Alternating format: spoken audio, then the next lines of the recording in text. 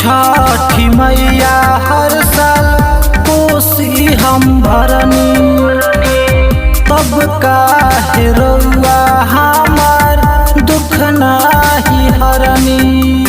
हे छठी मैया कौन ऐसा हमसे पाप भइल बा? हे छठी मैया हर साल कोसी हम भरनी, तब काहे रउआ हमार दुख नाही हरनी। लिपि पोती हम बेदिया सजैनी, एगो लइके कारण हम बाझिन कहैनी। बाझिन के नमवा काहे रउआ ना मिटैनी।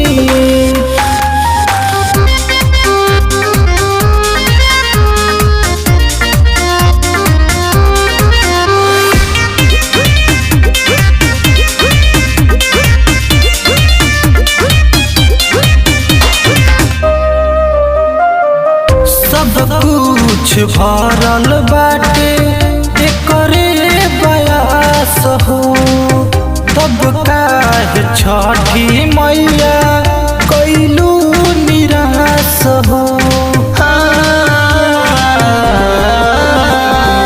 सब कुछ भरल बाटे एकरे बयास हो, तब काहे छठी मैया कैलू निराश हो। बोल कौन कसूर हम कैनी, एगो लइके कारण हम बाझिन कहैनी। बाझिन के नमवा काहे रउआ ना मिटैनी।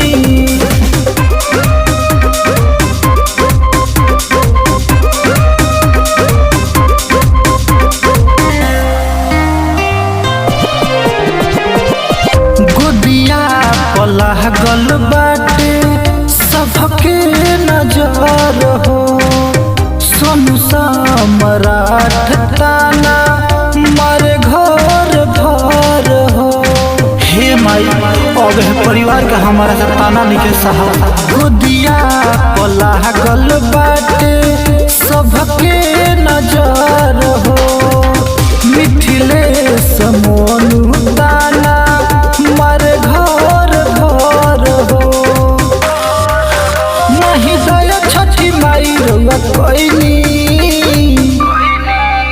एगो लइके कारण हम बाझिन कहैनी।